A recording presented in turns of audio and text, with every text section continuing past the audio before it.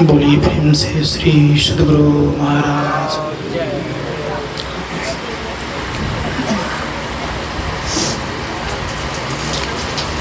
अखंडानंद बोधाय शिष्य संतापहारिणी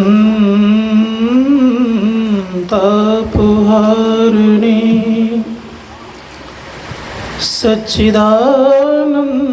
रूपाय तस्मै श्री गुरुवे नमः।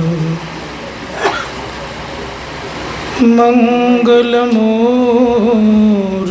सतगुरु मिलवे सर्वाधार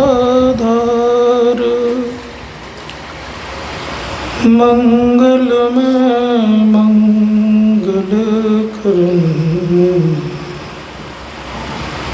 बिनवा बारंबार।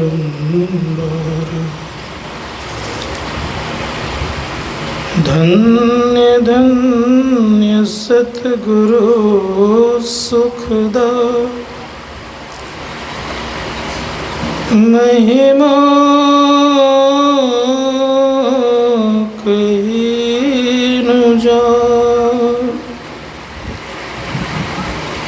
जो कछु कहूँ तुम्हारी कृपा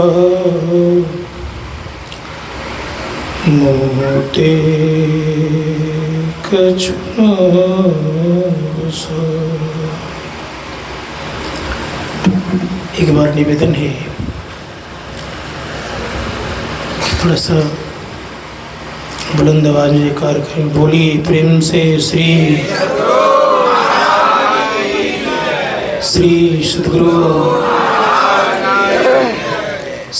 सद्गुरु महाराज की जय। कोटि ब्रह्मांड के नायक सर्वजन समये संत सद्गुरु के गुलपाद पद्मों में कोटि से नमन। मंचासीन स्वामी किशोरानंद जी महाराज, सम्मान्य समस्त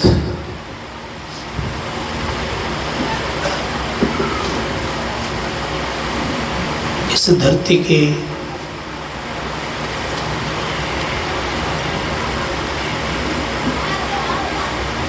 विद्वत जन,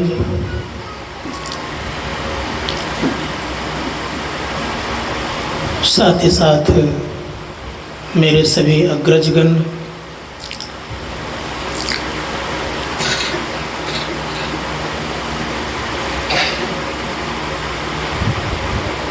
इस महान धरती के सभी माता और पिता, भाई और बंधु, सबों को मेरा बारंबार प्रणाम।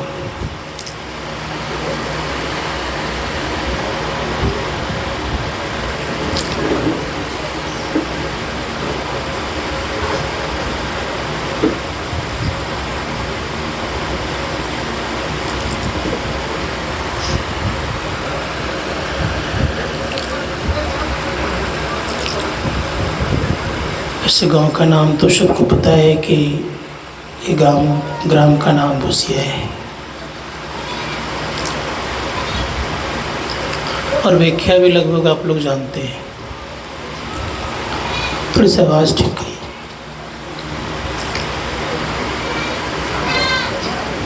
लेकिन जिस हालत में मुझे यहाँ आना हुआ,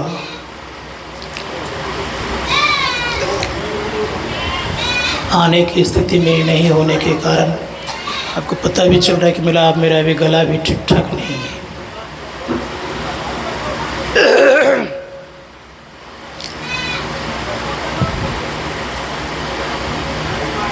लेकिन आना इसलिए हुआ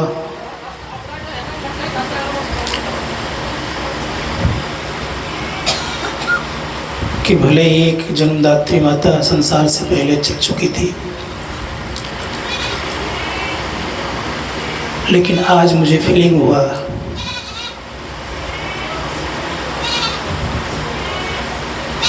कि आज सच में मेरी माता संसार से चल बसी।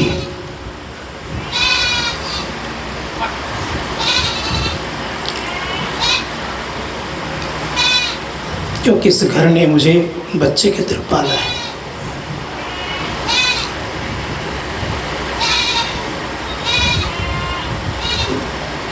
कहने के लायक शब्द नहीं है।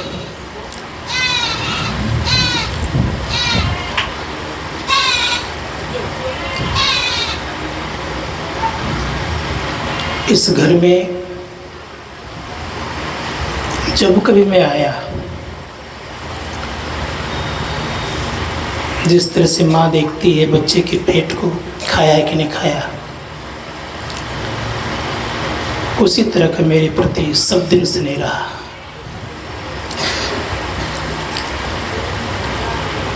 इसलिए ये घर से आज लग रहा है कि अब वो स्थिति उठ चुकी है। लेकिन जिस दिन चल बसी उसी दिन समझ गया कि अब वो अवस्था नहीं रही। फिर भी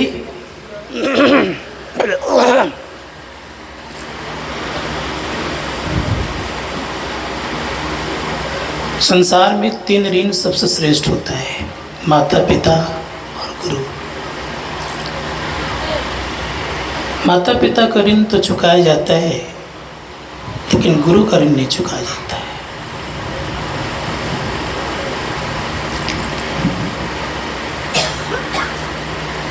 जो बच्चे सयाने होते हैं उनका विवाह होता है,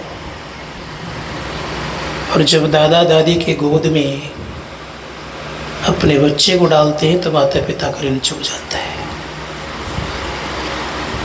देवताओं का ऋण भी चुकता है। जब सत्कर्म करते हैं लोग तो देवताओं का ऋण भी चुक जाता है। लेकिन संत सद्गुरु का ऋण तब चुकता है जब तक कि परम मोक्ष परमात्मा की प्राप्ति नहीं होता, तब तक ऋण बना रहता है। इसीलिए आवागमन भी होता रहता है। संतों ने कहा कि गुरु का ऋण जिस दिन चुक जाएगा उस दिन आपका आवागमन नहीं होगा। गुरु का ऋण चुकाने के लिए करना क्या पड़ेगा? धर्मशास्त्रकार कहते हैं कि गुरु के ऋण चुकाने के लिए आवश्यकता है भजन की। प्रत्येक मानव को अधिकार है भजन करने की। प्रत्येक मानव को करना चाहिए। जब तक हम भजन नहीं करेंगे तब तक आप ऋण से मुक्त नहीं हो सकते। इसलिए मानव देह सर्वश्रेष्ठ देह है। आज स्वर्गीय श्रीमती तारा देवी इस संसार में नहीं रही। पंच भौतिक शरीर का परित्याग करके वो चल बसी। लेकिन क्या वो चली गई? शास्त्रकार कहते वो जाते नहीं है, इसी धराधाम पर कहीं न कहीं रहते हैं। किसी न किसी रूप में वो रहेंगी। इसलिए उनकी शांति हेतु लोग श्राद्ध क्रिया करते हैं। शांति हेतु सत्संग करते हैं हम लोग। धर्मशास्त्रकार कहते हैं कि जहाँ कहीं वो रहे, सुखपूर्वक रहे, शांतिपूर्वक रहे, यही परमपिता परमात्मा से और संसद गुरु से प्रार्थना है कि हे देवी आप जहाँ कहीं रहें शांतिपूर्वक रहें और सुखपूर्वक रहें, साथ ही साथ अपने परिवारजनों को देखते रहें। ये उनसे मेरी कामना। अगर मेरी वहाँ तक आवाज़ पहुँच रही है, सुन रही है, तो इस बात को सुन करके इस बात को ख्याल रखेंगे। तो मैं कह रहा था कि परमात्मा ने हम लोगों को एक विशेष तोहफा दिया है, और तोहफा यह है कि मानव का शरीर। अन्य शरीर को तोहफा नहीं कहा गया। इसलिए शेक्सपियर ने कहा ये संसार क्या है। शेक्सपियर कहता है world is a stage, man and women are the player, God is director. परमात्मा क्या है कि डायरेक्टर है, देख रेख करने वाले हैं। हम आप क्या हैं, खिलाड़ी हैं। जैसा जैसा कर्म करते हैं वैसा वैसा पुरस्कार ये तोहफा मिलता है। इसलिए इसी संसार में कर सकते हैं। तो धर्मशास्त्रकार कहते हैं अगर जीवन को बनाना है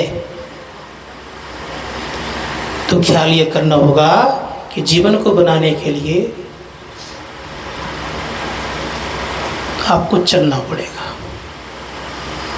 सब कोई चलते हैं संसार में, चलते हैं किधर किधर। चलने का रास्ता क्या क्या है। भगवान राम कहते हैं कि 3 तरह का रास्ता है, 3 तरफ जा सकते हो। अगर तुमने बुरे कर्म किया तो दुख में जाओगे, अच्छे कर्म किया तो सुख में जाओगे, और अच्छे बुरे दोनों से अच्छा कर्म किया तो परमात्मा बन जाओगे, परमात्मा प्राप्त करोगे। क्या करना है। संत महात्मा गण कहते हैं कि मानव शरीर इतना अनमोल है, इसके विषय में बाइबल में कहा गया है कि सबसे सुंदर मंदिर है ये। हम लोग तो मंदिर बनाते हैं कंकड़ से, पत्थर से, ईटा से, सीमेंट से, सरिया से, लेकिन ये परमात्मा का बनाया हुआ मकान है, अर्थात मंदिर है, और बड़ा सुंदर मंदिर बनाया है। बाइबल कहता है human body is the temple of, human body highest temple of God. परमात्मा का सबसे सुंदर, सबसे बड़ा मंदिर है। इस मंदिर को कैसे बनाया जाए। हमारे आपके द्वारा निर्मित मंदिर, उसमें आप जाकर के दारू नहीं पी सकते, पी सकते, लेकिन परमात्मा द्वारा निर्मित यह मंदिर है, इसमें क्या क्या करते हैं विचार करिए। इसलिए जिन्होंने इस शरीर रूपी मंदिर को संभाला, सुधारा, वह कैसा बन गया। सच में उनका मंदिर। इसलिए महर्षि में ब्रह्मा जी महाराज कहता आरती तन मंदिर में कीजिए। उन्होंने मंदिर की संज्ञा दी, कहीं जाने की जरूरत नहीं है। मंदिर में क्या होता है, आरती करते हैं। आप लोग अच्छी तरह जानते हैं कि मंदिर में आरती करते हैं। जिस समय परमात्मा ने हम लोगों को संसार में भेजा, उसमें तो कोई मंदिर नहीं था, लेकिन नकल तो हुआ। संत महात्मा गण कहते नकल तब होता है जब असल होता है कहीं न कहीं। असली के बिना कोई नकल काम नहीं कर सकता। जैसे आपके यहाँ 500 रुपये के बहुत सारे नकली नोट निकल जाएंगे आपके, लेकिन आप अगर 300 रुपये का नकली नोट खोजेंगे मिलेगा? क्यों? आखिर क्यों नहीं मिलेगा? कारण यह है कि असली नहीं बना है। महर्षि में ब्रह्मा जी महाराज संपुष्टि करते हुए कहते हैं बड़े प्रेम से,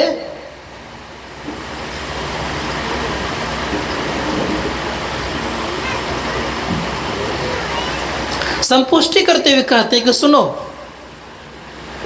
हम मंदिर में दीपक जलाते हैं, मंदिर में हम घंट बजाते हैं, मंदिर में हम शंख बजाते हैं, मंदिर में हम आरती उतारते हैं। पहले कहीं न कहीं असली था, तब नकली रूप में दिख रहा है। कहाँ था? महर्षि में ब्रह्मा जी महाराज से पूछा जाए कि वो कहाँ था, तो वो कहते हैं घंट शंख ना नगारा मुरली न बिनतारा। आपके भीतर में विद्यमान है ये किसने बनाया? किसी मानव ने? ये परमात्मा ने बनाया है। सबके भीतर में है। जितने मानव हैं सबके भीतर में घंट बजता है, शंख बजता है, नगाड़ा बजता है, मृदंग बजता है, झलक झांझ मन मीन मंजीरा, मधुर मधुर मृदंग सुने जय। दीपक जलता है। संत महात्मा गण कहते क्यों? कि परमात्मा ने बना के भेजा है, इसलिए इस शरीर का और ज्यादा महत्व है। क्या महत्व है?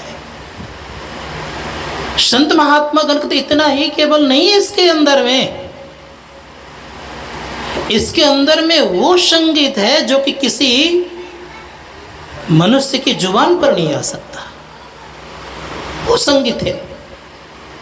इसके भीतर में वो संगीत है कि एक बार सुनने से आप ब्रह्म बन जाते, परमात्मा बन जाते हैं। वो संगीत है आपके भीतर में, इतनी ताकत है। तानसेन गवैया का नाम सुने होंगे, अकबर के दरबार में रहता था, और जब अकबर के दरबार में रहता था तो गाता था अकबर का ततबा, क्या तुम्हारा सुर है, इतना सुंदर तुम्हारा स्वर है। कहते कहते कहते हैं कि मैं क्या, मेरा जो गुरु है हरिदास बाबा, उनको एक बार सुनेंगे ना तो आप कहीं बेहोश न हो जाए। अकबर सुनने के बड़े शौकीन थे। उसने कहा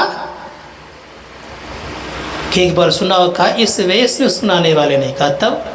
कहा आप एक काम करो, आप मेरे शिष्य बन जाओ, कपड़े को उतारो, शिष्य बन जाओ, एक जो मैं एक तारा लेके चलता हूँ उसको तुम ढो। अकबर सुनने के शौकीन होने के कारण वे बन गए शिष्य किनके? तानसेन के, और वृंदावन में रहते थे। और जब वृंदावन में रहते तो गए तो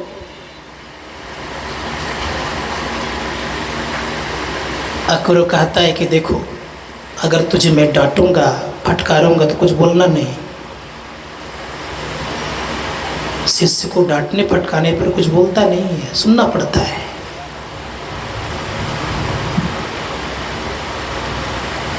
कहा ठीक है, कुछ नहीं कहूँगा।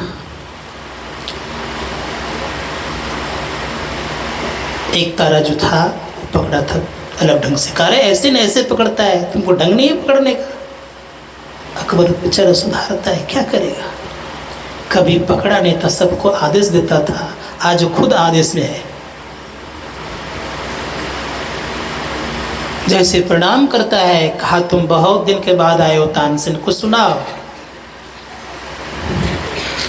सुनाने लग गए, और सुनाते सुनाते थोड़ी सी गलती कर देते। कहा रे ऐसे नहीं, ऐसे गाया जाता है, लेकर जैसे एक ही तान लगाते हैं कि अकबर बादशाह सुन करके तो बेहोश हो गए, और एक शब्द निकल गया, वाह। तानसेन ये कौन है, सच सच बताओ। इसकी जिस तरह से दिख रही है, ये कोई साधारण व्यक्ति नहीं, कोई लगता है बादशाह है, जैसे का कोई बादशाह है। तानसेन कहते हैं कि गुरुदेव ये अकबर है। का और सुनाया जाए? का अब नहीं। का आपका स्वर बड़ा सुंदर है। का मेरा नहीं, मैंने उस परमात्मा का स्वर सुना इसीलिए मेरा स्वर अच्छा हो गया, उनका स्वर है।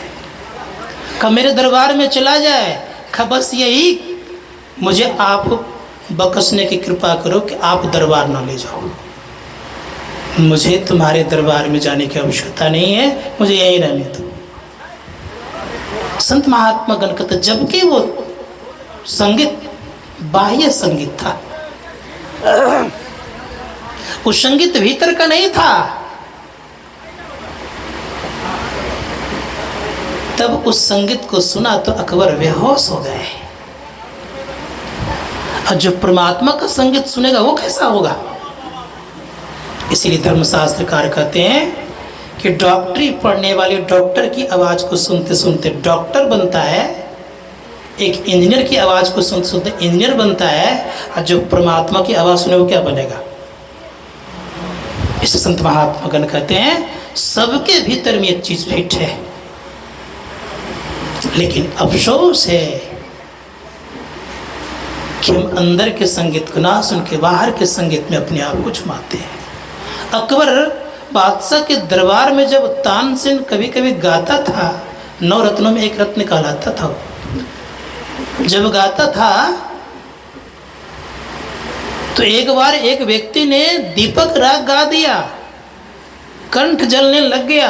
परिणाम ये हुआ उसने वर्षा राग गाया, फिर उनकी आग बुझ गई। कितनी ताकत थी।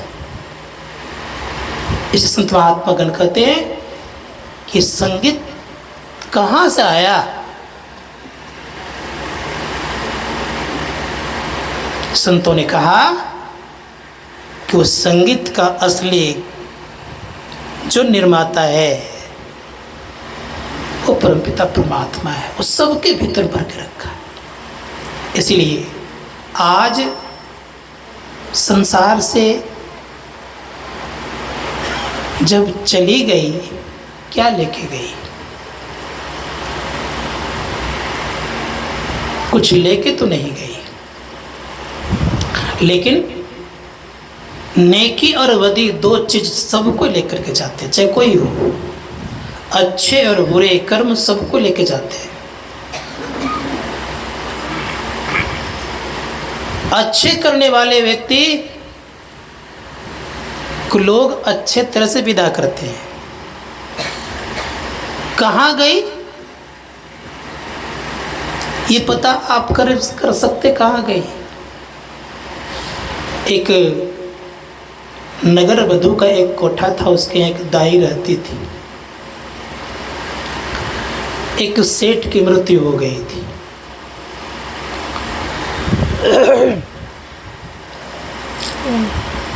सेठ की मृत्यु हो गई थी। दाई को नगर वधू भेजती है कि जाके देखो तो स्वर्ग गया कि नरक गया।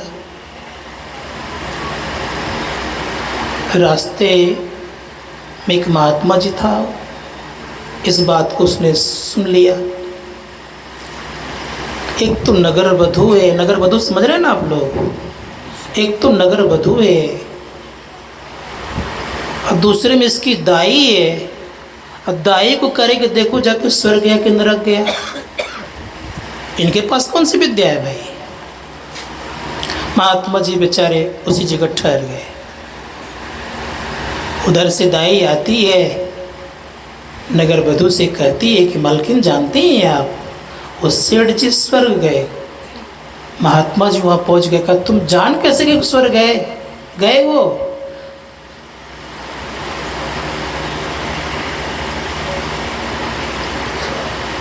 दाई कहती बाबा बात तो स्पष्ट है, साफ सुथरा है। कहा क्या?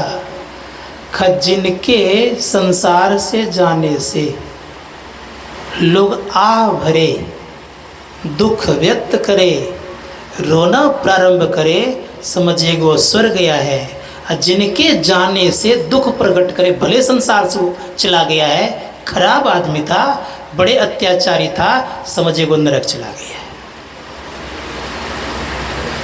संत महात्मा गण कहते हैं कि कर्म के आधार पर स्वर्ग और नरक दोनों देखा जाता। आप कहाँ गए? कोई जीव ऐसा नहीं है कि जो स्वर्ग नहीं जाएगा। कुछ न कुछ उनके द्वारा पुण्य कर्म होता ही है, कोई न कोई कर्म करते ही है। किन्हीं के द्वारा ऐसा नहीं है कि सत्कर्म नहीं होता, और किन्हीं के द्वारा ऐसा नहीं कि जो अपकर्म नहीं होता। सबके द्वारा कुछ न कुछ अच्छे और बुरे दोनों कर्म होते हैं। इसलिए स्वर्ग और नरक का ये बड़ा झंझट है संसार में।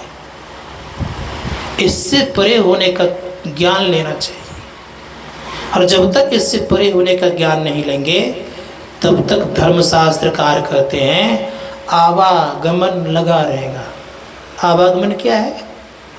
महर्षि में परमान जी महाराज के शब्दों में है आवागमन सम दुख दूजा है नहीं जग में कोई, इसके निवारण के लिए प्रभुभक्ति करनी चाहिए। ये दुख भयंकर है। पुराणों में वर्णन आया है कि जन्मते समय भी बहुत पीड़ा होती है। किसी को पता अवश्य ही होगा कि लोग कहता हार्ट अटैक आता है ना, दिल का दौरा पड़ता है ना, तो दर्द नहीं होता, भयंकर दर्द होता है, भयंकर दर्द होता है, बहुत दुख होता है। इसीलिए संत महात्मा गण कहते हैं, क्यों दुख होता है? कभी प्रश्न इस पर है, क्यों दुख होता है? दुख इसलिए होता है, दुख के पीछे कारण ये है, अगर हम लोगों को कोई व्यक्ति निकलने का दरवाज़ा होता है, अगर कोई हम लोगों को खिड़की के द्वारा खींचे, दुख होगा कि सुख? क्या होगा? ये जो 9 द्वार देख रहे हैं, 2 आँख का, 2 कान का, 2 नाक का और 1 मुंह और मल मूत्र विसर्जन करने का, ये 9 द्वार छोटे छोटे खिड़की की तरह है। क्या करता है? शास्त्रीय भाषा में कहा गया है कि अगर अच्छे कर्म किए हैं तो जमराज लेने आता है, ध्यान दीजिएगा। बुरे कर्म किए हैं तो जमदूत आता है। उदाहरण रूप में आप समझें, कोई एक चोर है, उसको पकड़ने के लिए सिपाही होता है, पीछे 2-4 डंडे भी लगाए लेके जाता है, लेकिन अगर संजोग यदा कदा थोड़ी सी मिनिस्टर से गलती हो जाए, क्या उसको चोर पकड़ने, सिपाही पकड़ने आएगा? क्या डंडा बरसा के ले जाएगा? उसके लिए एक उच्च अधिकारी है, उसको वो आदर से ले जाएगा और सम्मान पूर्वक रखेगा। ठीक उसी प्रकार से अगर भक्ति करते करते चूक हो गई, आप प्रकाष्ठा पर नहीं पहुंच पाए, उस ओहदे तक नहीं पहुंचे, आपने मुकम्मल हासिल नहीं की, तो परिणाम ये होगा कि आपको जमराज आदर पूर्वक ले जाएगा, जमदूत नहीं आएगा यहाँ। किनको ले जाएगा जमराज? धर्मशास्त्रकार कहते हैं कि जिन्होंने अपने अंदर में अंधकार को मिटा दिया, आदर सहित ले जाएगा उसको। और जो अंधकार में रह गया तो उन्हें नरक जाना पड़ेगा, चाहे कोई हो। हमारे धर्मशास्त्रों में लिखा है कि युधिष्ठिर महाराज ऐसे धर्मात्मा, उनके द्वारा थोड़ा सा अपकर्म हुआ, परिणाम यह हुआ कि नरक गए वो भी, यद्यपि धर्म का अवतार थे, तब भी नरक गए। तो सोच सकते हैं कि हम आप की थोड़ी सी गलती होने पर नरक जाएंगे, लेकिन अगर गलतियां हो गई है और उस साधन भजन करते करते अपने अंदर के अंधकार को मिटा देता है तो नरक नहीं जाएगा। इसलिए संतों ने कहा कि हम लोगों को करना क्या चाहिए? करना चाहिए कि ईश्वर की भक्ति करनी चाहिए।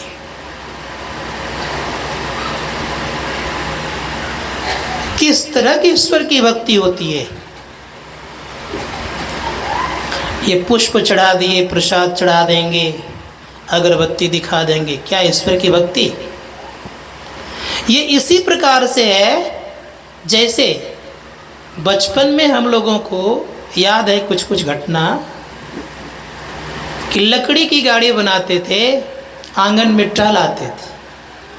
क्यों? बच्चों को, क्यों? खड़े होने के लिए। ठीक उसी प्रकार से ये भक्ति है, पुष्प चढ़ाना, फूल चढ़ाना, अगरबत्ती चढ़ाना, मिठाई चढ़ाना, जल चढ़ाना। क्या जीवन पर्यंत यही काम करते रहेंगे? अगर जीवन पर्यंत यही काम करते रह गए तो मैं आप लोगों से पूछना चाहूँगा कि बच्चा अगर वो लकड़ी की गाड़ी कोई सब दिन अगर चलाते रहेगा तो क्या उसको कोई प्रबुद्ध कहेगा? कोई ज्ञानी कहेगा? संत महात्मा गण कहते हैं संसार में जो मंदिर हैं, जो मंदिरों में जल चढ़ाया जाता है, ये खड़े होने के लिए है, ना कि सब दिन उसी के तरफ लग के रहने का है, ऐसा नहीं है। इसलिए धर्मशास्त्रकार कहते हैं खड़े हो चुके हैं। अवस्था कैसी हो गई?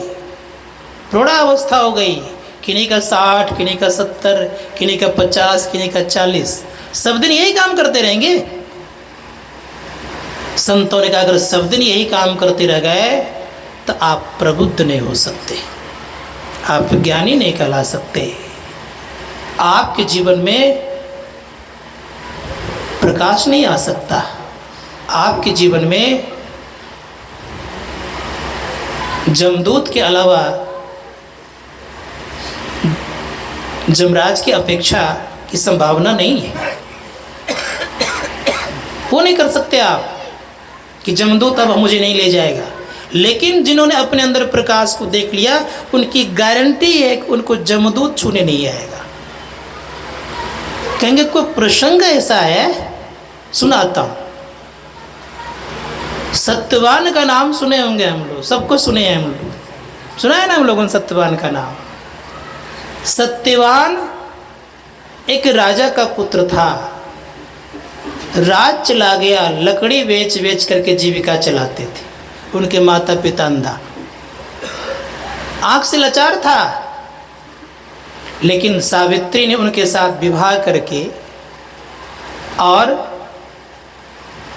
नारद से दीक्षा लेकर के अंतर साधना करती थी। सास ससुर की सेवा करते हुए अंतर साधना करती थी और प्रत्येक दिन दिन गिनती थी कि आज एक दिन हो गया, कल 2 दिन हो गया। जिस दिन साल पुरने को था उस दिन सत्यवान से कहती है कि आज मेरी इच्छा है कि आपके साथ जंगल चलूं। सत्यवान कहता है कि माता पिता से आज्ञा ले लो।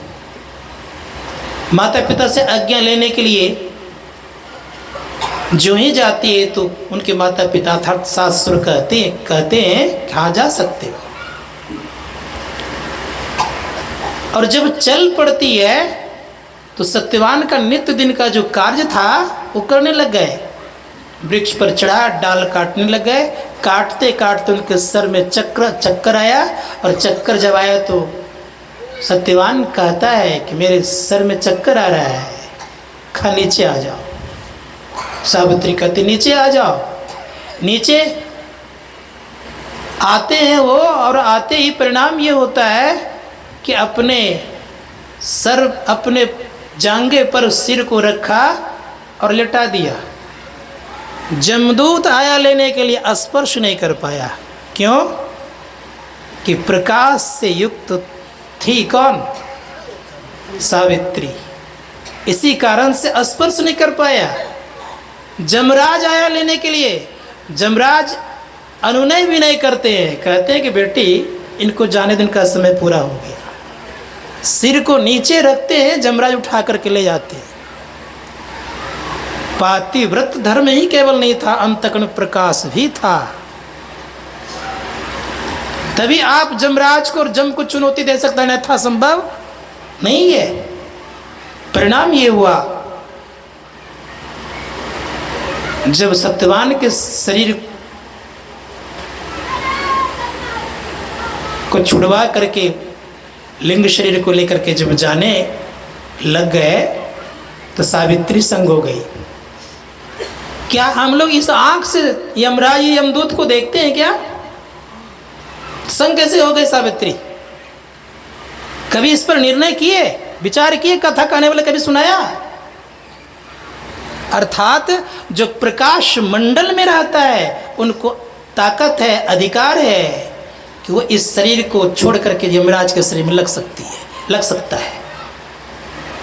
क्योंकि स्थूल शरीर का निर्माण गुदा चक्र से शुरू होता है और एक बिंदुता तक स्थूल शरीर रहता है, उसके बाद सूक्ष्म शरीर होता है। परिणाम ये हुआ कि सावित्री संग हो गई। यमराज देखता है और कहता है कि बेटी तुम कुछ वरदान मांग लो। ज्ञान इतना तीक्ष्ण कि एक ही वरदान में सब मांग लिए। कहती क्या है मुझे 100 पुत्र हो और दादा दादी सोने की कटोरी में दूध भात खाते देखे, एक ही वरदान में लपेट लिए। सोने की कटोरी में दूध भात कौन खाएगा? तो गरीब। कौन खाएगा? राजा महाराजा ही ना। आंख नहीं है, देखेगा कैसे? आंख भी मांग ली, राजपाट मांग लिया, आंख मांग लिया, और 100 पुत्र की भी बात कह दी तो कह दिया तथास्तु, जाने लग गए। सावित्री संग ही रही। कहा तुमको तो वरदान दे, तुम गई क्यों नहीं? कहा आपने 100 पुत्र होने का वरदान दिया है और लेकर के जा रहे हैं। संसार मेरा जस की अवजस।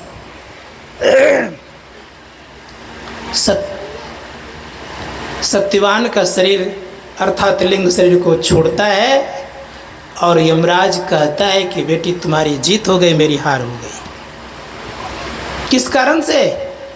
जो व्यक्ति अपने आप को प्रकाश मंडल में ले जाएगा वो जमराज को चुनौती देने की ताकत रखता है। कि धर्मशास्त्रकार कहते हैं अंतर साधना कीजिए, तब आपका ये शरीर मंदिर कहलाएगा।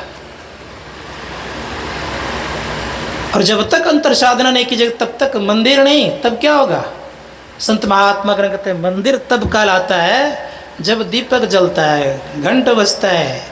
जिस मंदिर में दीपक ना जले, घंट ना बजे, शंख ना बजे, उस मंदिर में जाते हैं क्या? नहीं जाते हैं ना। संत महात्मा गण कहते हैं कि जिस दिन ऐसी स्थिति होने लगे उस दिन आपका शरीर ही मंदिर कहलाएगा। आप बड़े पवित्रता पूर्वक जीवन जिएंगे, आपको आनंद आएगा, आप संसार के प्रपंच में नहीं फंसेंगे। घर गृहस्थियों में रह करके आप आनंदित रहेंगे। संसार से जब कोई जाने लग जाएगा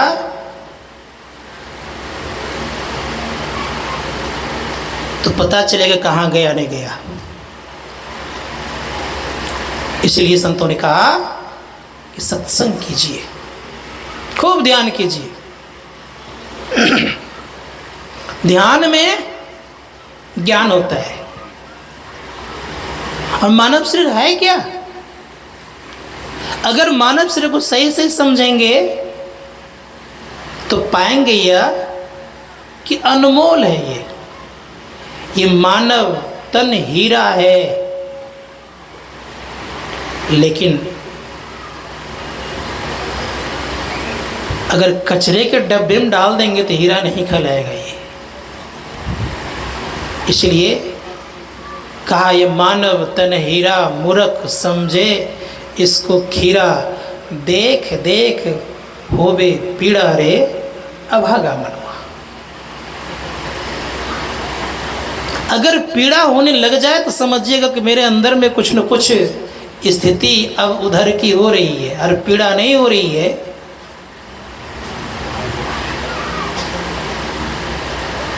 तो समझिएगा कि संसार में ज़्यादा डूबा हुआ हो।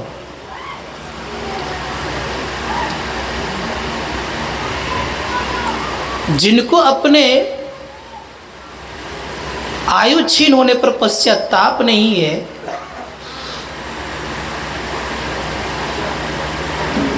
तो उनको भजन का रंग लगने की संभावना नहीं है।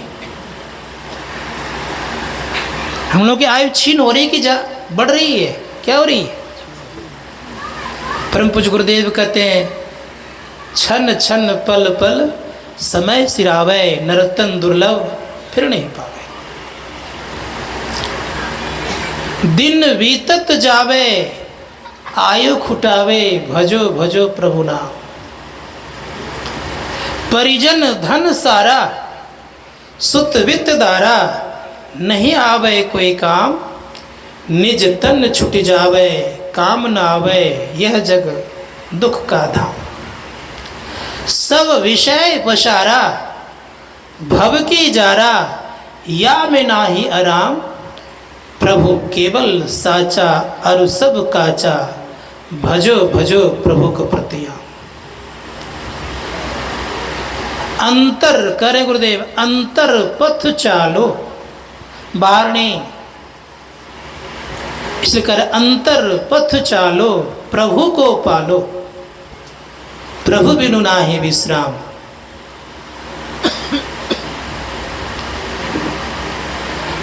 गुरु भेद लो सारा, खुलो द्वारा, मैं ही पहुंच प्रभु धाम। द्वार को खोलिए,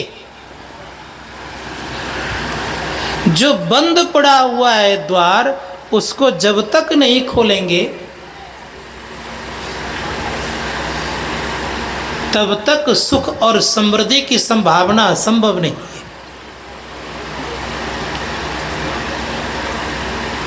मैं निश्चित पूर्वक कहता हूं, आज अब कुछ देर में मैं चला भी जाऊंगा यहां से।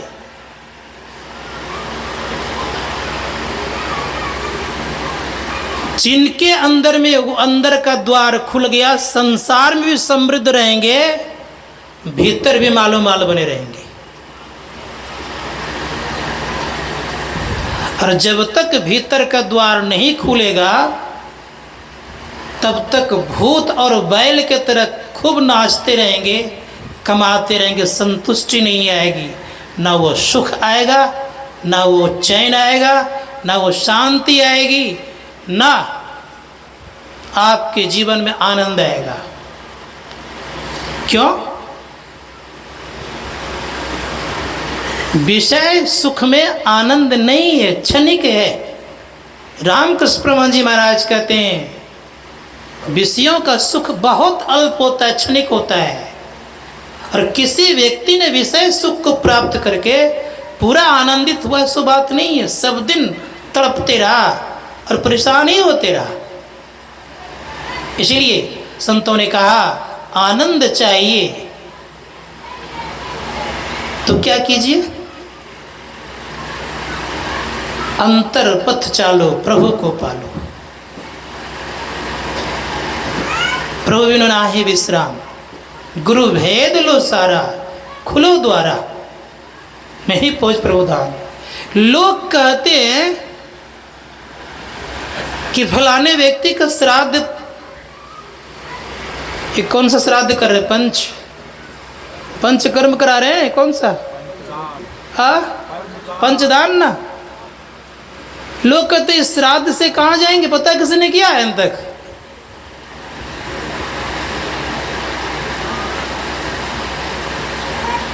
किसी भी श्राद्ध से, आज मैं खुल के बता रहा हूं, किसी भी श्राद्ध से मोक्ष का द्वार नहीं खुलता है। और जब मोक्ष का द्वार ही नहीं खुलता है तो मोक्ष में कैसे जाएगा वो? और मोक्ष का द्वार है कहां? भगवान शिव कहते हैं कि मोक्ष का द्वार कहीं बाहर नहीं है, आपके भीतर है। इसलिए उन्होंने कहा इस शरीर के संबंध में, बिंदुनाद महालिंगम शिव शक्ति निकेतनम देहम शिवालयम प्रोक्तम सिद्धम सर्वदेही नाम। बिंदुनाद महालिंग है, शिव शक्ति का ये घर है, देखो शिवालय कहा गया। और इसी शरीर में सभी प्राणियों को सिद्धि मिलती है। इसलिए मोक्ष का द्वार कहीं बाहर नहीं है। इसलिए कहा क्यों भटकता फिर रहा तो ऐ तलाशे यार में, रास्ता है स्वर्ग में दिलबर पे जाने के लिए, उस परम पिता परमात्मा के पास जाने के लिए रास्ता कहीं बाहर नहीं है। एक प्रश्न है कि हम लोग सुख ही क्यों खोजते हैं, क्या कारण है? दुख क्यों नहीं खोजते? दुख की चिंता क्यों नहीं करते? केवल सुख ही सुख क्यों? एक बात पूछना चाहता हूं, अगर कोई व्यक्ति बड़ी पवित्रता पूर्वक घर में रहता है, सुख पूर्वक घर में रहता है, क्या खोजेगा वो? दुख के सुख। जो व्यक्ति बड़े पवित्रता पूर्वक रह रहा है, बड़े पवित्र पूर्वक रह रहा है, सुख पूर्वक रह रहा है, वो कहीं जाएगा तो क्या खोजेगा? वो सुख खोजेगा, पवित्रता खोजेगा। उसी प्रकार से हम तमाम जीव उस परम पिता परमात्मा से बड़े परम पवित्र हैं, वो बड़े सुख के निधान हैं वो, इसीलिए उनको सुख के सागर कहा गया है। वहाँ से आए तो खोजेंगे क्या हम लोग? शांति है, परम शांति है। वहां से आए हुए तो क्या खोजेंगे हम? शांति तो खोजते हैं। इसीलिए संत महात्मागण कहते हैं, इसीलिए महर्षि रमन ने कहा, हैप्पीनेस इज योर नेचर, तुम्हारा स्वभाव है सुख खोजना। संत महात्मागण कहते इसलिए मानव सुख खोजता है, लेकिन जैसा सुख खोज रहा है वैसा संसार में मिलता नहीं है। कैसा सुख खोजता है? ऋषियों ने कहा कि ये सुख खोजते इसमें दुख नहीं हो, सुख और दुख से परे। जो सुख दुख से परे वो कैसा होगा? वो ऋषिगण कहते हैं कि सुख दुख से जो परे होगा वो व्यक्ति ऐसा होगा कि ना उनको दिन का पता चलेगा ना रात का पता चलेगा, न गर्मी का पता चलेगा न जाड़े का पता चलेगा, ना ही उस व्यक्ति को मान और सम्मान का पता चलेगा। इसलिए धर्मशास्त्रकार ने कहा वो सबसे परे। इसीलिए संत कबीर साहब कहते, कहो उस देश की बतिया जहाँ होत नहीं दिन रतिया। वहाँ दिन और रात नहीं होता, ना रवि शशि चंद्र वो तारा, बिना दीपक होत उजियारा। न रवि है न चंद्र है न तारे है, बिना दीपक होता है उजियाला, अर्थात रोशनी होती है। भगवान श्री कृष्ण भी यही बात कहते हैं। भगवान श्री कृष्ण कहते हैं कि जानते हो मेरा धाम कहाँ है? भगवान श्री कृष्ण कहते हैं, न तद भास्ति सृजन सांकुन पावका, यद गत्वा निर्वर्तन्ते तद धाम ब्रह्म। जिस धाम में सूरज चंद्र तारे प्रकाशित नहीं है वो धाम मेरा है। संत कबीर साहब कहते हैं वहाँ की स्थिति कैसी है? तो कह रहे हैं, वहाँ गम काल की नाई, जहाँ नहीं धूप और छाई। वहाँ गम काल की, काल समझ रहे हैं? वो मृत्यु देवता नहीं पहुँचता हुआ। मृत्यु देवता आपके मृत्यु वन में ही है, वहाँ नहीं पहुँचता। वहाँ गम काल की नाई, जहाँ नहीं धूप और छाया। धूप और छाया भी नहीं है। जहाँ मृत्यु ही नहीं है वो तो वहाँ कोई रोएगा क्या? वहाँ कोई रोएगा नहीं। संत महात्मागण कहते हैं इसीलिए उस देश के वासी हैं सभी कोई, उस देश की यात्रा करना चाहिए। इसके लिए रोज सतत प्रयास और अभ्यास करना चाहिए। तो 5 बजने को है, जाना भी है। तो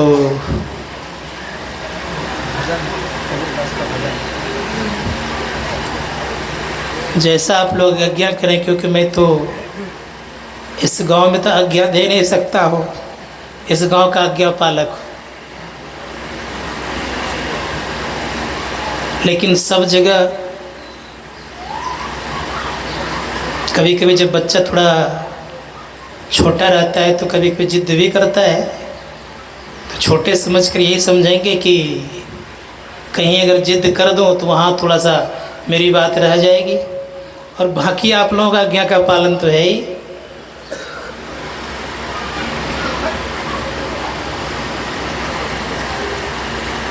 क्या विचार आप लोगों को हो रहा है? अच्छा ठीक, इच्छा है तो सुना ही देता हूँ।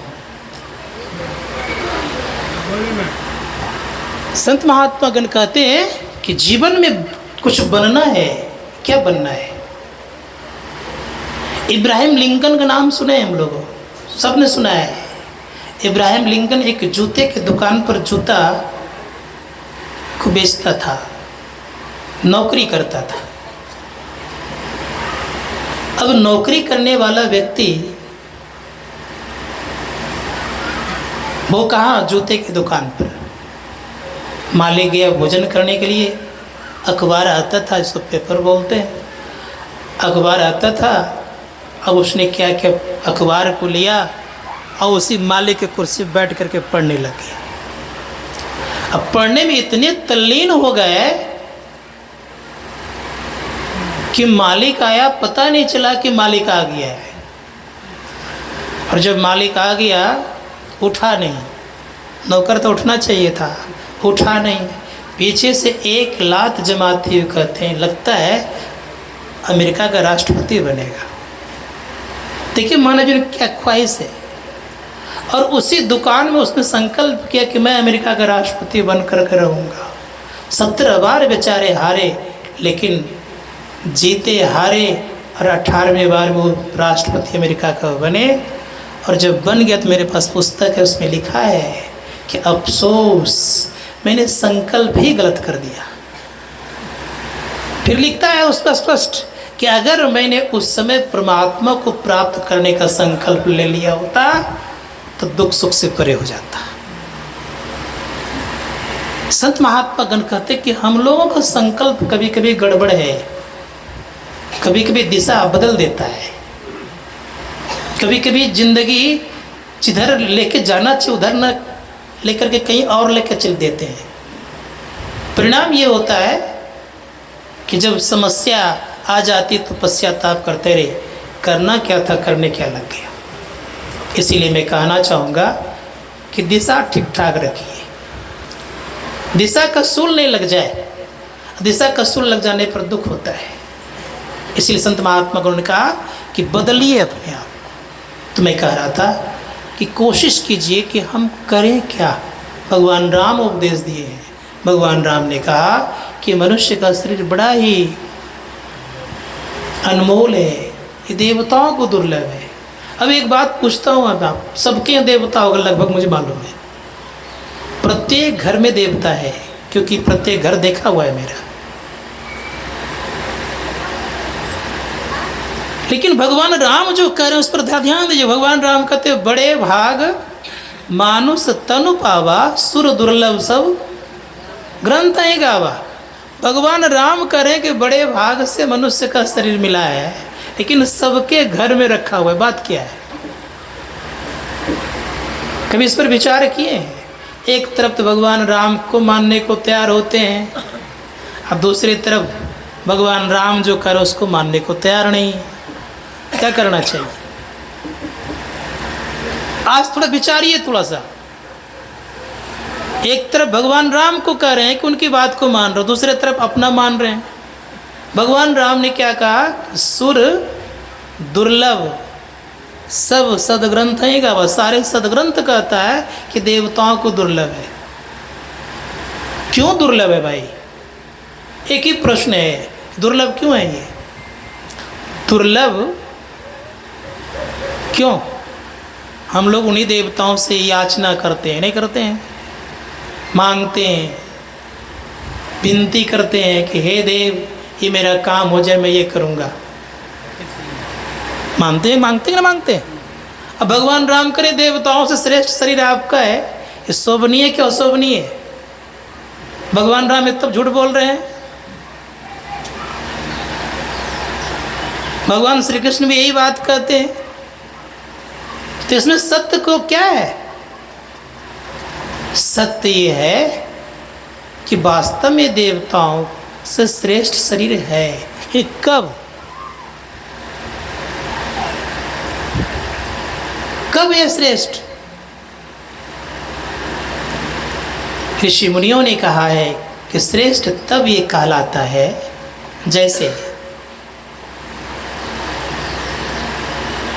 लोहा और चांदी। चांदी ज़्यादा मूल्यवान की लोहा, लेकिन अगर एक पारस पत्थर आ जाए, लोहे में स्पर्श कराया जाए, अब कौन ज़्यादा मूल्यवान? क्यों? वो सोना बन गया। धर्मशास्त्रकार कहते हैं कि चांदी में लाख पारस पत्थर का स्पर्श कराते रहेगा, वो चांदी का चांदी ही रहेगा। लेकिन याद रखिएगा, कभी जीवन में वो सोना नहीं बन सकता। लेकिन लोहा की एक खासियत है कि स्पर्श होते ही वो लोहा नहीं रहेगा, वो चांदी से श्रेष्ठ हो जाएगा, सोना बन जाएगा। उसी प्रकार से देवताओं को लाख ब्रह्म विद्या की शिक्षा दी जाए, आज सुन लीजिएगा, लेकिन उनके भीतर में ब्रह्म विद्या की शिक्षा घुस नहीं सकती। वह अंतःकरण में ब्रह्मनाद को नहीं सुन सकता, वे ब्रह्म प्रकाश को नहीं प्राप्त कर सकता। लेकिन हम लोगों को अगर संत सदगुरु मिल जाए, उस रास्ते पर चल पड़ेंगे तो ब्रह्म प्रकाश भी सुनेंगे और ब्रह्मनाद को भी सुनेंगे। अब कौन श्रेष्ठ? और ब्रह्म प्रकाश और ब्रह्मनाद को सुनने वाला वो ब्रह्म हो जाता है। अब कौन श्रेष्ठ, देवता की आप?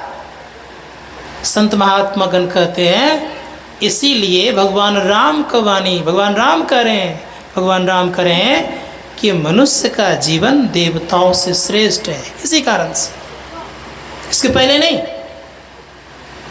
अगर आप ऐसा काम करते हैं तो श्रेष्ठ हैं, और ऐसा नहीं करते तो संभव नहीं कि आप श्रेष्ठ बन सकते। तो मनुष्य जीवन को समझना होगा। बहुत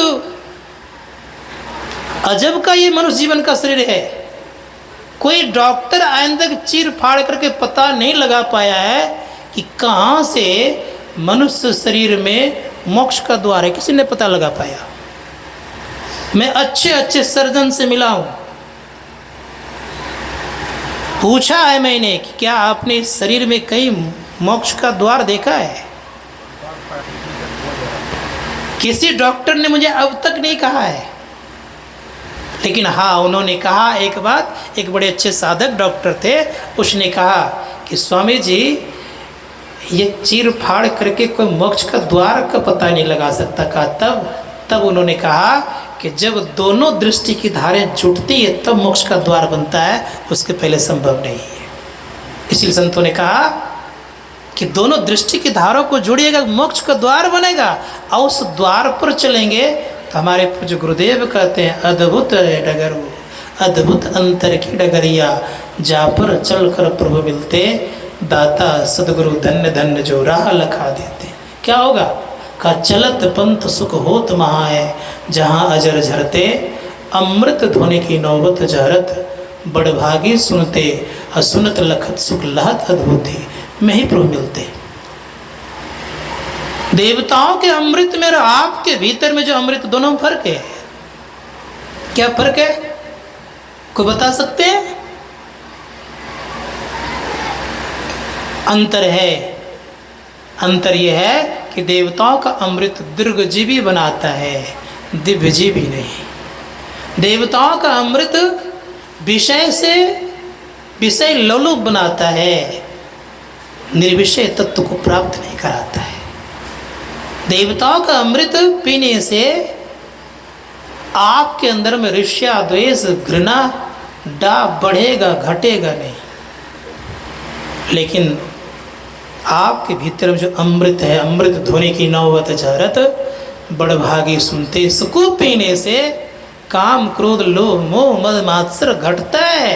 निर्विषय आप बनते हैं और निर्विषय परमात्मा है, उस परमात्मा को प्राप्त करने की योग्यता आप में हो जाती है। ये ताकत है आपके अमृत में। आपके अमृत में और देवताओं के अमृत में इतना फर्क है। इसलिए कौन सा अमृत चाहिए? इस संत महात्मा गण कहते हैं, आपका अमृत होगा तो आप अमर हो जाएंगे। केवल आप ही अमर नहीं होंगे, आप पिएंगे तो आपके पूरे कुल परिवार अमर हो जाएगा। संत कबीर साहब कहते हैं, वो अमृत कैसा है? तो कबीर साहब कहते हैं, आदि नाम निज सार है, बूझी ले उस हंस। कौन बुझेगा? हंस। हंस किसको कहते हैं? उजला पक्षी रहता है उसी को हंस कहते हैं क्या? बगुला भी उजला रहता है। हंस में क्या फर्क है? का हंस फर्क ये है कि हंस के चोंच में एक केमिकल परमात्मा ने बना के रखा होगा, जैसे दूध में डालेगा ना तो फट जाएगा, छेना बन जाएगा। और छेना जब बनेगा तो याद रखिएगा, पानी को छोड़ देगा, छेना को खा लेगा। इसे कहते हैं हंस। और जो जड़ और चेतन को अलग करता है उसे कहते हैं परमहंस। सबको परमहंस नहीं होते। जड़ कितने हैं? जड़ हैं 4 स्थूल सूक्ष्म कारण और महाकारण ये जड़ हैं, इसके ऊपर में चेतन है। जो चेतन और जड़ को अलग कर देता है उसे कहते हैं परमहंस। तो संत कबीर साहब ने कहा आदि नाम निज सार है, बूझी लेहु सो हंस। जो समझ गया वो हंस बन गया। जिन जान्यो निज नाम को, कौन सा निज मतलब होता है अपना, नाम मतलब नाम। अपना नाम किसी को पता है? ये मत समझिएगा मेरा नाम श्याम मोहन कृष्ण इत्यादि है। ये आपका देह का नाम है। आपका नाम क्या है? जिस दिन इस अपने नाम को जान जाएंगे उसी दिन आप ही केवल अमर नहीं होंगे, आपका वंश अमर हो जाएगा। इसलिए कहा जिन जान्यो निज नाम को अमर भयो सो वंश। उनके अमर वंश हो जाते हैं, वंश उनके अमर हो जाते हैं। जब तक अपना नाम नहीं जानेंगे तब तक कोई अमर नहीं होता। इसलिए संतों ने कहा अपने नाम को जानने का चेष्टा कीजिए। परम आश्चर्य की बात तो ये है, दूसरों को हम जानते हैं, घर द्वार मकान जमीन जायदाद रुपया पैसा सबको पहचानते हैं, इसमें कोई संदेह नहीं है। लेकिन परम आश्चर्य की बात तो ये है खुद अपने आप को नहीं जानते। जानते हैं कि मैं कौन हूँ, कहाँ से आए पता है कि नहीं को? ये शरीर भले आपका है, शरीर में रहने वाला कौन है? संत महात्मा कहते इसका जिस दिन पता चल जाएगा उस दिन आप अमर हो जाएंगे। बड़ा सुंदर फार्मूला है, कोई विशेष फार्मूला नहीं है। अपने आप को जानना, परमात्मा को जानना, अपने आप को जानना,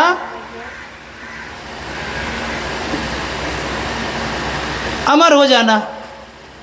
अब दूसरों को लाख आप जानते रहेंगे ना अमर होंगे, ना ही आपके सुख चैन और शांति आने वाले हैं।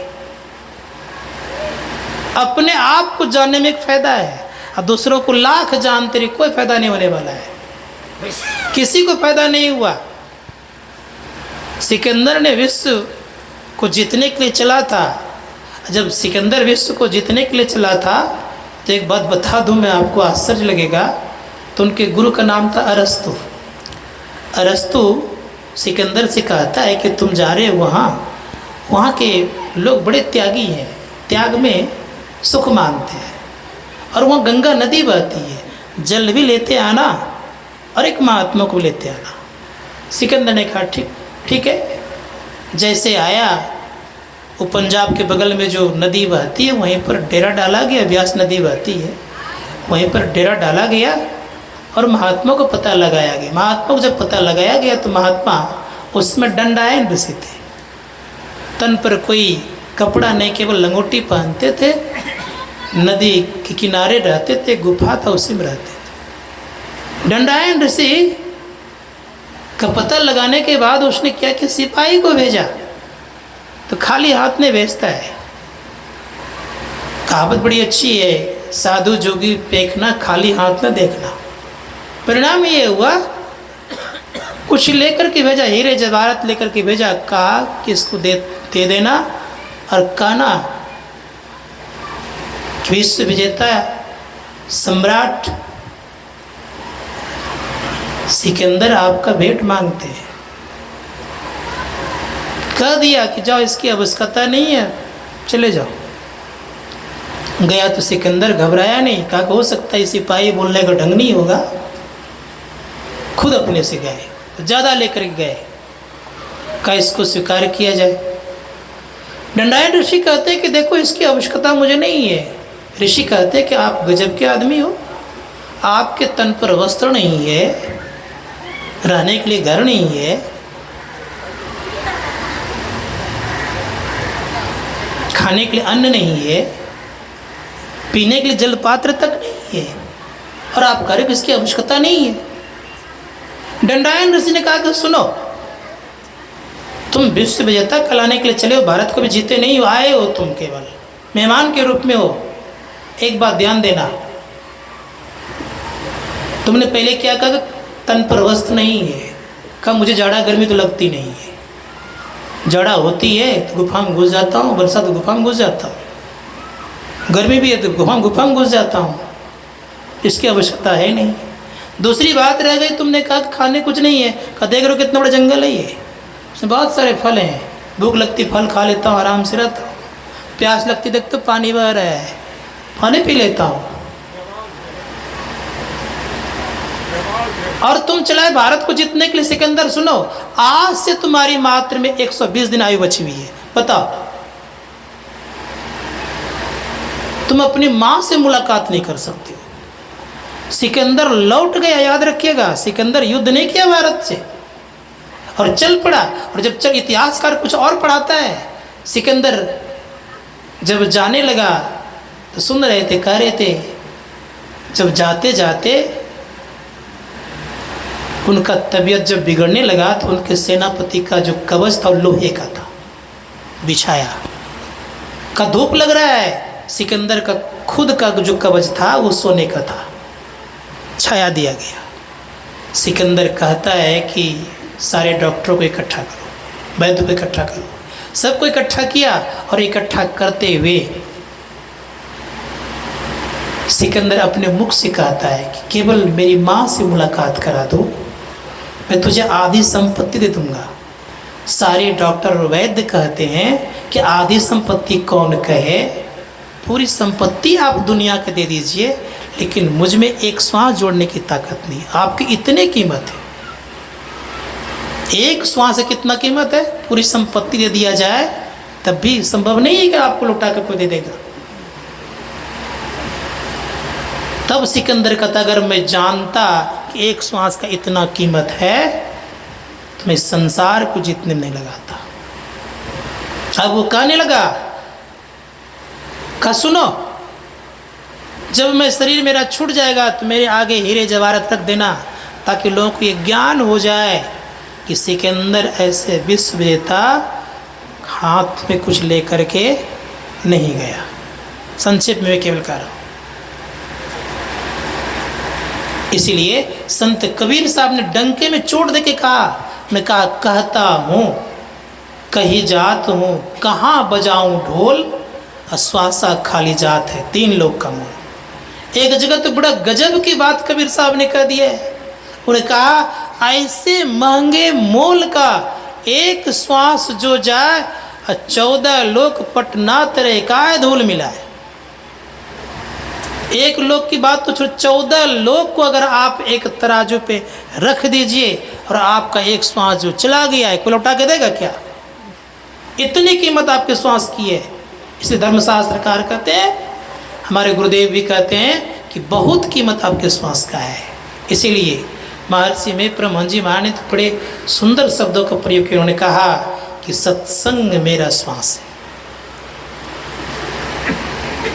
इसलिए हम लोग को प्रयास करना चाहिए जीवन में कि हम सत्संग करें, और सत्संग के साथ साथ केवल वाही सत्संग नहीं, सुन लिए, प्रसाद खा लिए, भंडारा भी खा लिए, चल पड़े सो नहीं, तब क्या करना पड़ेगा? तो गुरुदेव कहते हैं, धर्म कथा बाहर सत्संगा, अंतर सत्संग ध्यान अभंगा। सत्संग भी सुनिए और ध्यान भी कीजिए, और जिस दिन अभंग ध्यान आपका हो जाएगा उसी दिन आपको परम मोक्ष की प्राप्ति हो जाएगी। अभंग ध्यान किसे कहते? अभंग ध्यान होता कैसा? अभी तो हम लोग का ध्यान जो होता है ना भंग होता है। आंख बंद करते हैं, दे पे चींटी चढ़े या ना चढ़े, लेकिन लगता है कि चींटी चढ़ रही है कभी कभी। ऐसा फीलिंग होता होगा कभी कभी किसी किसी। मक्खी भिन बनाए ना भिन बनाए, लेकिन हाथ दर दर चला जाता है। किसी ने आवाज़ दे या ना दे, लेकिन लगता है कि जल्दी उठ जाए। भोजन बनने के पहले ही ध्यान करके अगरबत्ती दिखा करके उठने वाले बहुत सारे लोग होंगे। कितने लोग तो ऐसे भी होंगे कि भोजन लगाने के लिए कह देते हैं, कहते मैं ध्यान कर रहा हूँ, भोजन लगते लगते उठ कर तैयार हो जाते हैं। कुछ लोग तो ऐसे भी होंगे। क्या मैं सही कह रहा हूँ कि नहीं? इसलिए संत महात्मागण कहते इसको अभंग ध्यान नहीं कहता। तब ऋषिगण कहते अभंग ध्यान होते ही क्या होता है, तो कहा परम मोक्ष की प्राप्ति, अपने आप को बाप जान लेना। क्या है अभंग ध्यान? हम आपका मन बहिर्मुख है, बाहर बाहर दौड़ते रहता है। क्यों दौड़ता है बाहर बाहर, कभी विचार किए? इसलिए बाहर बाहर दौड़ता है कि मन का काम ही है संकल्प और विकल्प करना। वकालत करने वाला काम वकील का वकालत करना है, उसी के विषय में वो करते रहता है। कोई व्यक्ति पढ़ाने वाला कार्य करते रहता है। तो मन का काम है संकल्प विकल्प करते रहना। संकल्पो विकल्पो मना, जो संकल्प विकल्प करता है उसका नाम है मन। असंकल्प विकल्प कहाँ होता है? तो संकल्प विकल्प स्थूल शरीर में ही होता है, याद रखिएगा। सूक्ष्म शरीर में संकल्प विकल्प नहीं होता, और संकल्प विकल्प सूक्ष्म शरीर में कर ही नहीं सकता है, और संकल्प विकल्प करने वाला व्यक्ति सूक्ष्म शरीर में नहीं जा सकता। इसको भी याद रखिएगा। जब भी संकल्प विकल्प होता है तो स्थूल देह में होता है, इसीलिए लोग संकल्प विकल्प करके स्थूल देह में ही फंसा रहता है। इसलिए संतों ने कहा कि अपने आप को ऊपर उठाएंगे तो संकल्प विकल्प नहीं करेगा। ये पिंड में रहने वाला मन संकल्प विकल्प करते रहता है, याद रखिएगा शब्द। जो पिंड में रहता है मन, उसी का मन संकल्प विकल्प करता है। उसी का मन कभी दाल चावल हल्दी खरीदता है, कभी गाय भैंस बैल खरीदता है, कभी हाथी घोड़ा खरीदता है, कभी जमीन जायदाद खरीदता है, कभी नौकरी व्यापार की इच्छा करता है। कहाँ का रहने वाला मन? पिंड में रहने वाला मन। कभी केस मुकदमा लड़ता है, कभी यहाँ वहाँ की बात करता है। ये पिंड में रहने वाला मन की स्थिति ऐसी है। पिंड में रहने वाला मन चंचल भी होता है। पिंड में रहने वाला मन कभी डंटा भी खिलाता है। पिंड में रहने वाला मन कभी आदर भी दिला देता है। ये पिंड में रहने वाला मन की ये हालत है। और ये कहाँ है? ये स्थूल जगत में है, स्थूल शरीर में है। जब ऐसी अवस्था बनी रहेगी तो आप कुछ भी बन जाइए। ऋषि मुनिगण कहते हैं चाहे आप भारत के राष्ट्रपति बन जाइए, प्रधानमंत्री बन जाइए, मुख्यमंत्री बन जाइए, कुछ भी बन जाइए, आप चैन और शांति नहीं मिलेगी। डर लगा रहेगा, निर्भय नहीं हो सकते आप।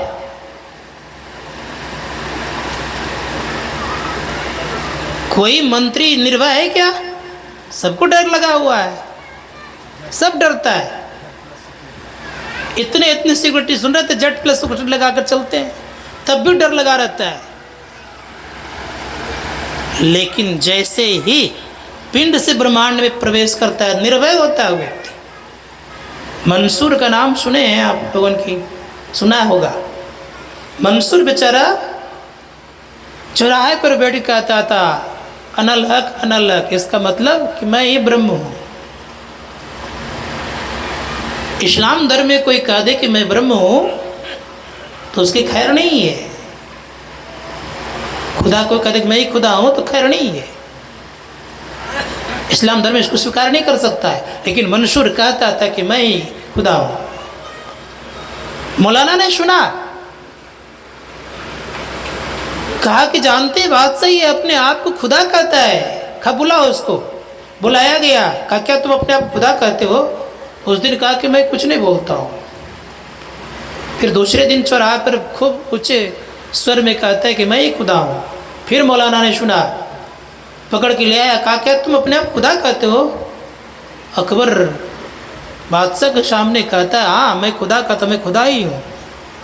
आदेश जारी किया गया कि देखो, आदेश फरमान किया गया कि इसका जीवा काट लो। कहा सुनो, पहले मुझे उससे इबादत करने दो। इबादत करने लगे और कहा कि परवरदिगार आलम, तुम्हारी रजा में मैं राजी हूँ, तुम जिसमें खुश रहो मैं उसी में खुशी हूँ। लेकिन एक बात सदैव याद रखना कि नैदानों को माफ़ कर देना, क्योंकि मेरे जीवा कटवा रहा है ये। अब जीवा कटने वाला उसको कह रहा है कि माफ़ कर देना। अब परिणाम ये हुआ जैसे जीवा कटती है, खून का बूंद जैसे धरती पे गिरता है तो खुद बोलता है अनलहक अनलहक। उसके पहले उसने कहा कि मेरे खून के एक एक बूंद यही शब्द बोलेगा कि मैं ही खुदा हूँ। जीवा कटते ही खून का बूंद गिरता है और वही बोलता है कि मैं ही खुदा हूँ। तुम जीवा काट सकते हो लेकिन मेरे अंदर के जो खुदा हूँ मैं उसको तुमने खत्म कर सकते हो। ये ताकत जब आप अपने को पिंड से ब्रह्मांड में ले जाते हैं, निर्भय होते हैं आप। कैसा निर्भय? कितनी आपकी शक्ति हो जाती है? तो आपने सुना है अंगुलीमाल का नाम, जिसके डर से प्रसेनजीत थर-थर कांपता था। सेना सजा करके पकड़ने के लिए आ रहा था, लेकिन एक प्रतिज्ञा उसकी थी अंगुलीमाल की।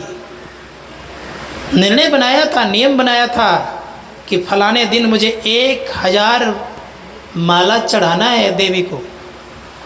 999 पुर गया था, तलवार पिजा रहा था, कोई व्यक्ति उस होकर के आता नहीं था। उसकी माँ पूछती है अंगुलीमाल तुम तलवार पिजा रहे हो, कोई अगर व्यक्ति नहीं आया तब तुम्हारी प्रतिज्ञा कैसे पूरी होगी? तो कहता है कि अगर कोई नहीं आया ना आज तो तुम हो ना।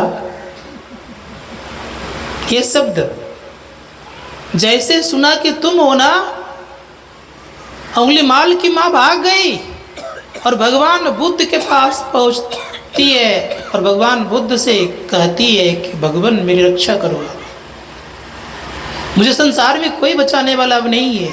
अंगुलीमाल आज बुखला गया है, कुछ भी कर सकता है, वो किसी को नहीं छोड़ेगा। भगवान बुद्ध उसी समय निकलते हैं और चल पड़ते हैं, और जब चल पड़ते हैं तो परिणाम ये होता है मंद मंद चाल चल। बहुत बार सुने होंगे आप लोग, मैं केवल संक्षेप में कहते जा रहा हूँ। मंद मंद चाल चल रहे हैं और दौड़ करके आ रहे हैं, कह रहे ठहर जा। अंगुलीमाल ने कहा मैं तो ठहरा हूँ, तुम कब ठहरोगे? क्या शरीर से ठहरा हुआ था? शरीर से ठहरा हुआ नहीं था, शरीर से चल ही रहा था, तब ठहरा किससे था? उसने मन को ठहरा लिया था। और जो मन को ठहरा लेता है तो क्या मिलता है? मन जैसे ठहरता है तो अंतःकरण प्रकाश मिलता है। मन नहीं ठहरने के कारण भीतर में प्रकाश दिखता नहीं है। और जिनके मन ठहर जाते हैं, ब्रह्म ज्योति का दर्शन करता है वो साधक, ठहरता नहीं है। अंधकार में ठहराना, जिन व्यक्तियों ने मन को जान गया उस व्यक्ति के भीतर में प्रकाश का उदय होगा। और जिसके भीतर प्रकाश का उदय होगा तो याद रखिएगा वो देवताओं से श्रेष्ठ हो जाता है। इसलिए भगवान बुद्ध कहते मैं तो ठहरा हूँ, तुम कब ठहरोगे? अंगुलीमाल आता है, गले में तलवार लगाता है, कहा तुम्हें डर नहीं हो रहा है? कहा डर तो तुमको है, तुम्हारे हाथ में तलवार है, मुझे डर क्यों लगेगा? कहा तुम्हें मरने का भय नहीं है? कहा नहीं, मुझे मरने का भय क्यों रहेगा? जो अपने आप को जीतता वो मरने के भय से मुक्त हो जाता है। परिणाम ये हुआ अंगुलीमाल कहता है क्या मैं बदल सकता हूँ? कहा बदल सकते हो। कहा क्या लोग मुझे अपनाएंगे? कहा अवश्य अपनाएंगे। अब देखिए शस्त्र रखता उनके चरणों में, भगवान बुद्ध चीवर देता है, पहनाता है, उसी तलवार से बाल का मुंडन करता है, लेके चल पड़ता है। जिधर से प्रसेनजीत आ रहे थे सेना सजा कर उधर ही चल पड़ते हैं। पूछते भगवान बुद्ध की राजन किधर जा रहे हो सेना सजा करके? कहा अंगुलीमाल को पकड़ने के लिए। कहा अगर अंगुलीमाल मेरे वेश में आ जाएगा क्या करोगे? कहा जिस प्रकार से मैं आपको प्रणाम करता उसको प्रणाम करूँगा। पीछे था आगे कर दिया, कहा यही अंगुलीमाल है। भगवान बुद्ध को प्रणाम किया, उनको प्रणाम किया। संत की दर्शन से अर्थात यह कह लीजिए कि जिन्होंने अपने आप को ठहरा लिया है दूसरों को बदलने की ताकत रखता है। इसलिए अपने आप को ठहराइए। और ज़्यादा कुछ नहीं कहूँगा मैं, केवल अपने आप को ठहराना जान जाइए। तो मैं कह रहा था पिंडी मन, अभंग ध्यान के संबंध में कह रहा था कि जब बाह्य जगत में मन दौड़ता है ये पिंड का मन कहलाता है। और पिंड का मन ठहरता तब है जब एक नाम का जप करता है। जप करते करते करते करते इसमें स्थिरता आती है, और स्थिरता आने से एक इष्ट का दर्शन होता है। उस इष्ट के दर्शन में जब आरूढ़ हो जाता है, ये मन ठहर जाता है पूर्ण रूपेण से, तब संत सिमरन स्वामी जी महाराज ने कहा, निहारो यारो गुरु मूर्ति की ओर, गुरु मूर्ति सुरति विच निरखो तब उर्होत इंजोर। जैसे अपने अंदर में इंजोर होगा अर्थात प्रकाश होगा, तो मन पिंड से ब्रह्मांड में प्रवेश किया। और जैसे पिंड से ब्रह्मांड में प्रवेश किया मन, तो याद रखिएगा अब वह मन कोई साधारण मन नहीं रहा, उसका नाम ब्रह्मांडी मन कहलाया। संत कबीर कहते हैं मन उल्टे तो सुरत कहलावे, मन उलटता है तो सुरत कहलाता है। अब सुरत का सुरत चला प्रभु मिलन को, विषयों से मन को मोड़कर, वो विषयों से मन को मोड़ करके प्रभु से मिलने के लिए चल पड़ा। क्या करेगा वो? संत महात्मा गण कहते हुआ मन क्या करेगा? तो गुरुदेव कहते हैं दृष्टि टिकै श्रुत धुन रमय, अस करो गुरुदया। दृष्टि टिकती है, ध्वनि होती है, और उन पर परमपिता परमात्मा पे गुरु की दया हो जाती है, वो चल पड़ता है। अब चलता है तो क्या होता है? संत महात्मा चलने के क्रम में याद रखिएगा, चलने के क्रम में आनंद ही आनंद है। इसलिए एक बंगाली कवि ने बड़ा सुंदर शब्द प्रयोग किया। उन्होंने कहा, उनकी वाणी में है, आनंदे आनंदे वाड़े प्रतिखौन, दसों इंद्रिय था के शून्यगत बंधन।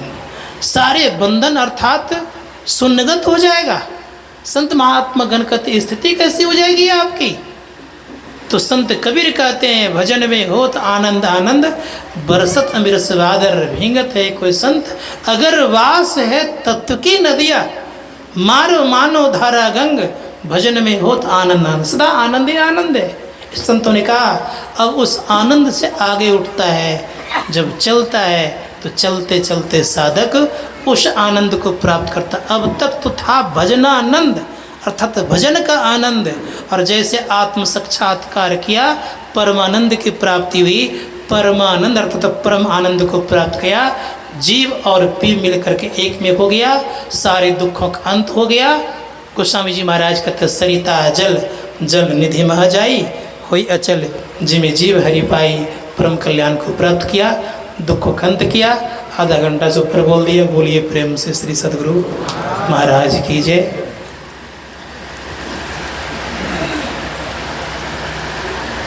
एक भजन सुना दीजिए, बड़ा सुंदर गाते हैं।